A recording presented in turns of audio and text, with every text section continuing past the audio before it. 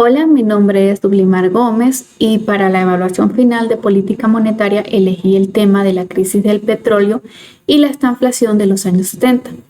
Es un tema pues muy multidisciplinario porque se puede abordar desde un contexto histórico, político, en cuanto a temas estadísticos. Es muy importante conocerlo porque a pesar de que no se creyera o se crea muy difícil que exista un escenario estanflacionario, sí puede ocasionarse. Sin embargo, pues se han tomado las medidas partiendo de todos los sucesos que sucedieron en esta década para contrarrestar dicha situación. Voy a compartir mi pantalla completa para que se aprecie la información que les deseo mostrar.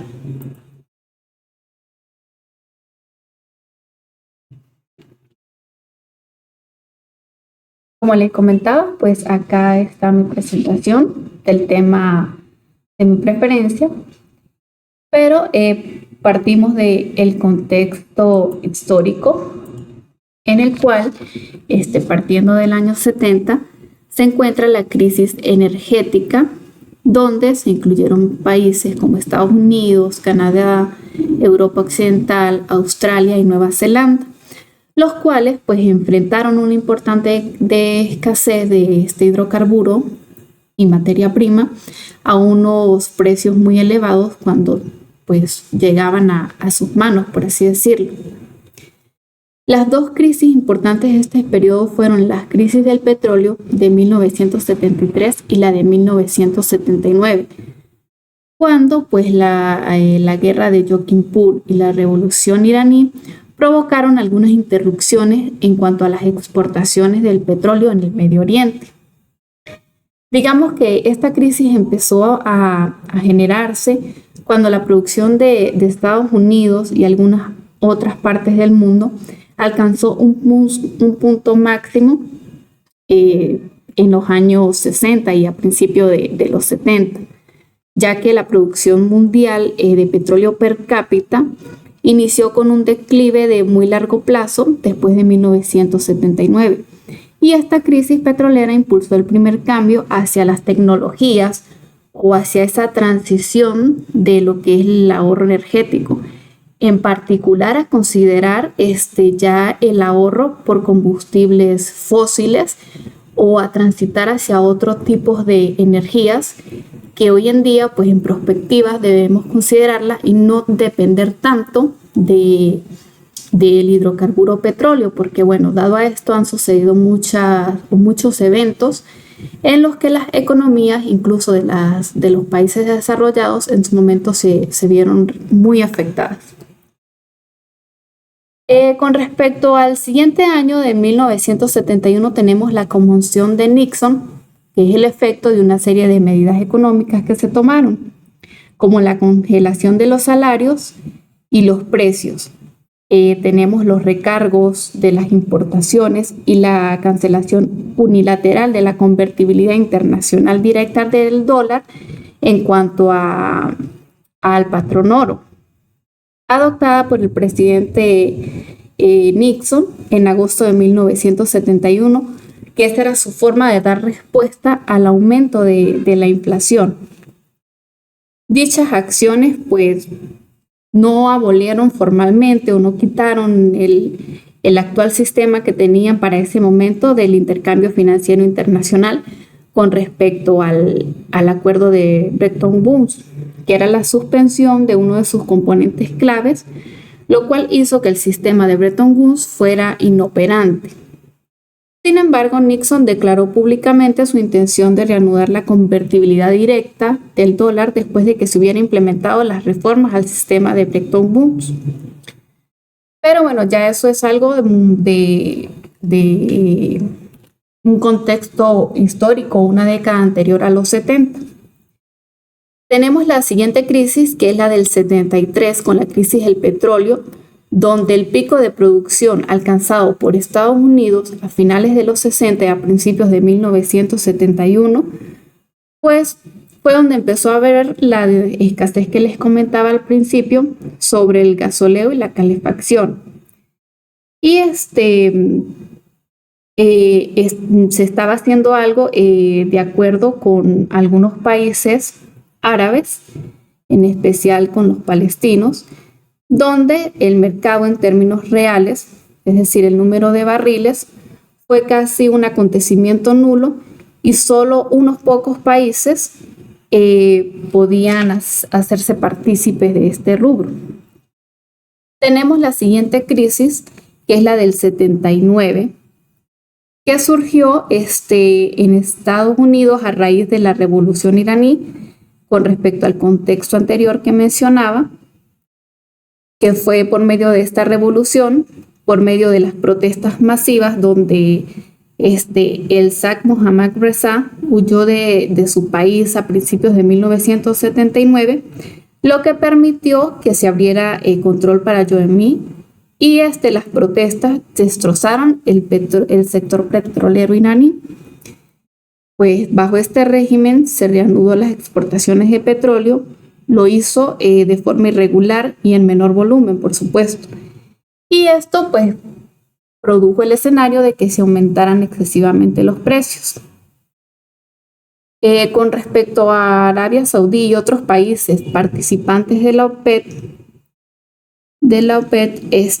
se produjo, digamos, un pánico generalizado con respecto a todas estas instituciones y participantes, lo que hizo que se aumentara mucho más el precio de este rubro.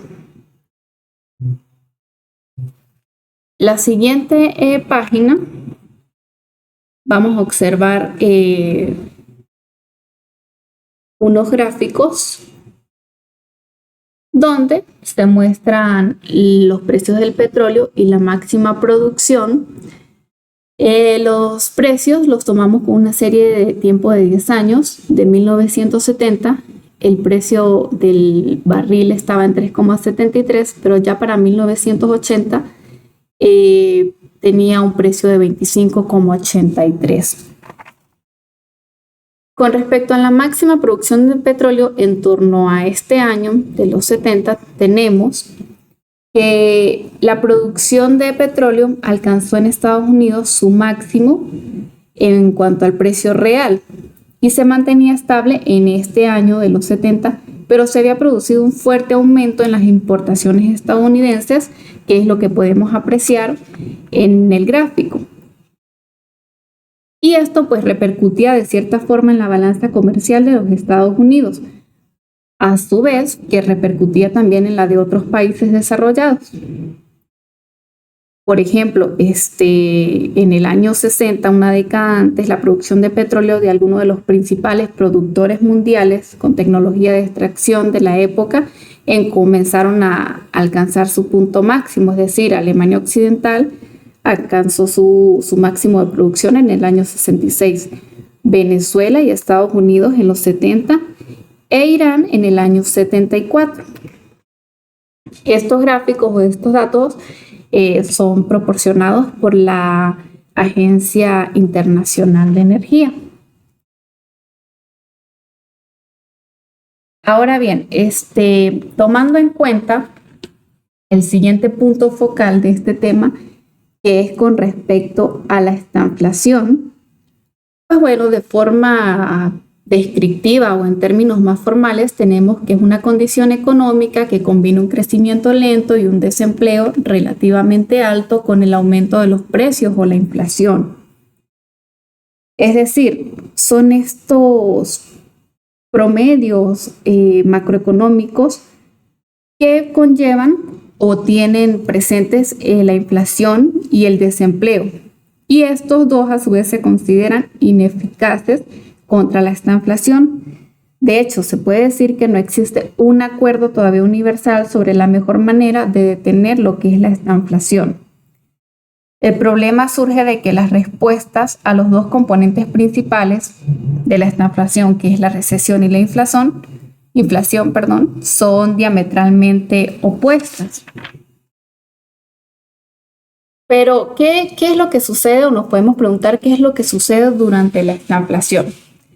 Pues resulta que la economía sufre un crecimiento lento y a su vez trae desempleo, lo que va de la mano, lo que es la cuestión del alto desempleo y el poco crecimiento económico se interconectan o uno repercute en el otro. Sin embargo, la estanflación también incluye el aumento de los precios o la inflación. Otra de las preguntas que nos pudiéramos hacer es que si la estanflación es peor que la recesión. Pues en respuesta a esto se considera que la estanflación es peor que una recesión porque es más difícil de lidiar con ella. Con una recesión, pues el Banco Central puede recortar, digamos, una medida sería que recortaría las tasas de interés para estimular el crecimiento, pero con aplicar esto mismo con la estanflación, recortar las tasas resolvería el lento crecimiento, pero empeoraría aún más la inflación existente que hubiera en dado caso. Otras de las preguntas que nos pudiéramos hacer con respecto a lo que tanto se ha hablado en clase es que si subirían las acciones durante un periodo de estanflación. La respuesta en concreto sería que no, dado que las acciones generalmente no suben durante la estanflación porque las empresas sufren durante la estanflación debido al lento crecimiento económico y a los altos precios.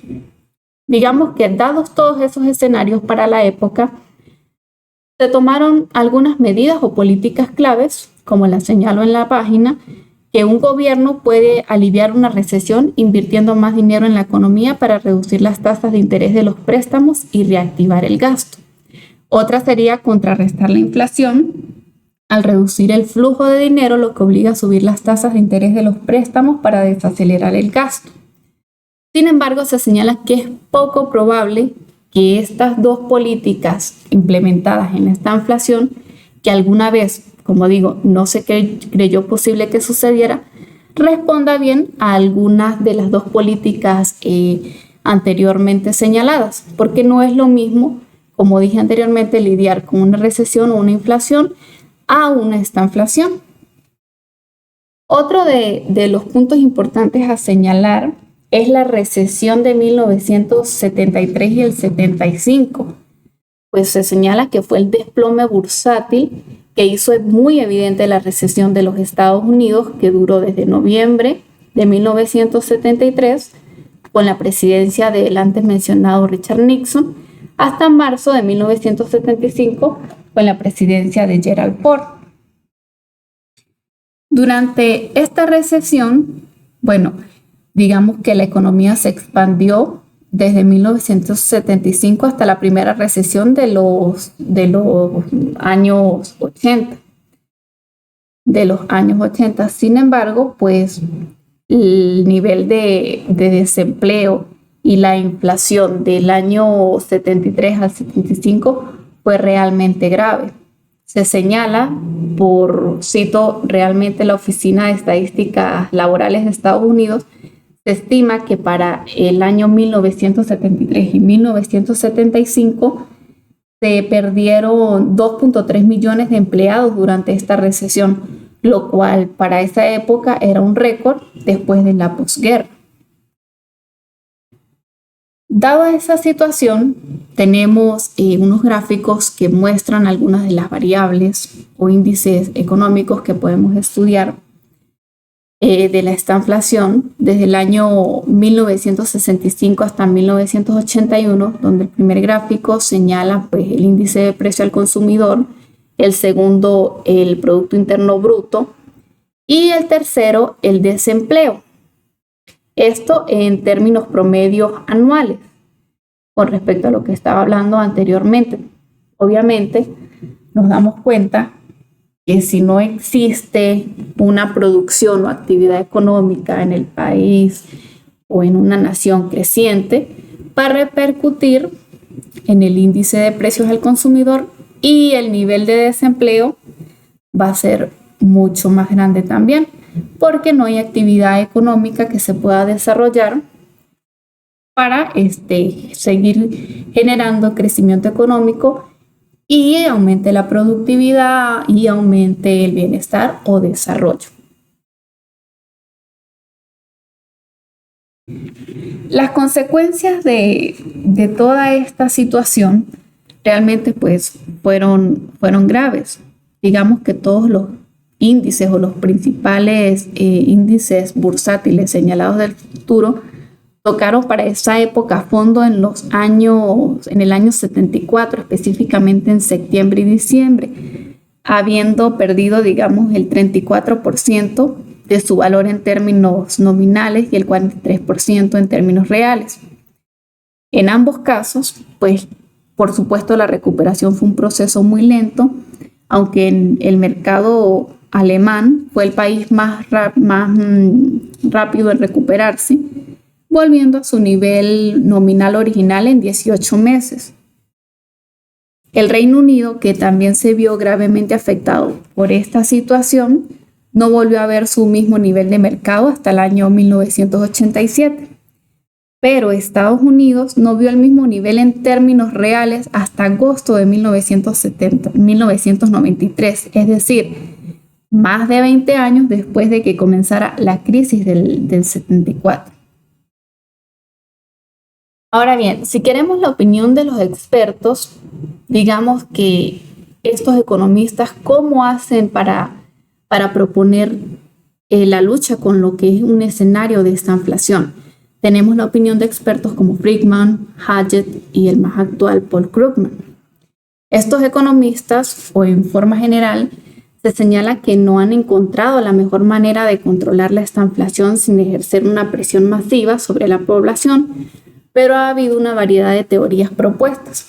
Afortunadamente, se dice que la estanflación no es un escenario muy común. Sin embargo, pues hay que estar muy atentos, muy pendientes con respecto a las decisiones o acciones que se toman en materia económica para evitar este escenario. Citando a lo que dice Milton Friedman, él ha argumentado desde la década de los 60 que la curva de Phillips se construyó sobre supuestos erróneos y que la estanflación pues sí era algo posible. Y dado a esto fue que saltó, digamos, a la fama o se dio a conocer cuando sus argumentos le dieron la razón y todo lo que estaba sucediendo. Friedman pues teoriza de alguna forma o sintetiza, ya que una vez que las personas se ajustaran a las tasas de inflación más altas, el desempleo volvería a aumentar a menos que se abordara, digamos, la causa subyacente del desempleo. Primero se argumentaba que había que controlar la inflación, que ya la política expansiva tradicional conduciría a su vez a una tasa de inflación pues en aumento permanente, y que el banco debe trabajar para estabilizar los precios con el fin de evitar la inflación y que ésta no se salga de control, ya que si el gobierno desregulara la economía, el libre mercado asignaría la mano de obra hacia sus usos más productivos. La inflación pues alcanzó su máximo en el año 1980 con un porcentaje de 13,5%. En la siguiente lámina lo mostraremos. En opinión del economista Hackett, pues tiene mucho que ver con respecto a la opinión anterior de Friedman, ya que pues incluyen que el fin de la política monetaria expansiva y que se permitan que los precios se ajusten al mercado libre. Y los economistas post-keynesianos de hoy en día, como Paul Krugman, argumentan que la estanflación puede detenerse a través de los shocks de oferta y que los gobiernos deben actuar solo para corregir el shock de oferta sin permitir que el desempleo aumente pues de forma muy acelerada. El gráfico pues trata de mostrar, este gráfico fue publicado por la Reserva Federal, donde muestra la gran inflación desde el año 1965 y 1982, dado a todos los eventos que se desarrollaron en esa época. La barra gris pues muestra en el gráfico cuál fue ese periodo, que es el que les acabo de mostrar de la serie de tiempo, y conlleva a que pues estuvo cerca del 15%. Algunos de los motivos que llevaron a toda esta situación fue la curva de Phillips y la búsqueda del pleno empleo. Los medios fue el colapso de Bretton Woods. En el año 1960, pues el dólar estadounidense estaba anclado, digamos, al patrón fijo, patrón oro, pero luego este acuerdo se rompe y se avanza hacia un tipo de cambio flexible. Y la oportunidad que se dio para todo este escenario fueron los desequilibrios fiscales, la escasez de energía y los malos datos.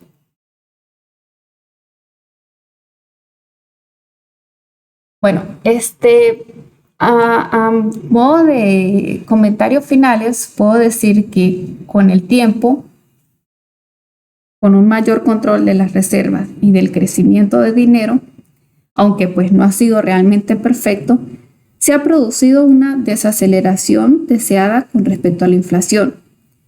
En gestiones más específicas, más estrictas, las reservas se han visto forzadas por la introducción pues, de controles, digamos, crediticios y han formado leyes como, por ejemplo, la Ley de Control Monetario.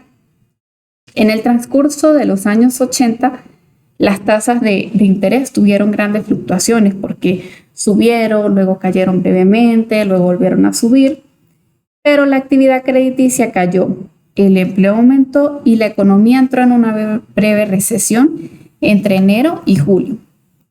Sin embargo, la inflación luego disminuyó, pero siguió siendo alta incluso cuando la economía se recuperó en el segundo semestre del año 80. Hoy en día podríamos decir que los bancos centrales, que son como uno de los principales actores, entienden el compromiso que se tiene con respecto a mantener la estabilidad de los precios, ya que es esencial para una buena política monetaria y la mayoría, en específico la Reserva Federal, han adoptado, digamos, objetivos o elementos cuantitativos y numéricos muy específicos con respecto a la inflación, en la medida de pues, que estos sean creíbles y las metas numéricas que se establezcan pues, con respecto a la inflación introduzcan un ancla de política monetaria. Y al hacerlo, se ha aumentado la transparencia de las decisiones de política monetaria y han reducido la incertidumbre, que ahora también se entiende, digamos, como un antecedente necesario para lograr el crecimiento económico a largo plazo y así obtener el máximo empleo. Bueno, de esta manera concluyo mi exposición